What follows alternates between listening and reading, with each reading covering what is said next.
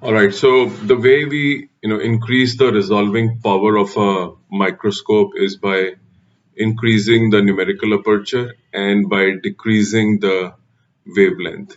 So the formula is the 2 mu sine alpha divided by lambda, where the numerator is the numerical aperture and the denominator is the wavelength. So if you use a shorter wavelength light to see the biology specimen, you will get a higher resolving power.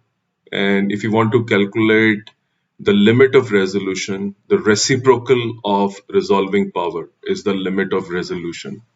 Do some numericals on resolving power and do some numericals on limit of resolution. Understand numerical aperture properly. Understand the where is the refractive index being used. Understand the cone of light, which is in fact going to decide how much light is gathered. More is the light gathered, more is the resolution power. Thank you.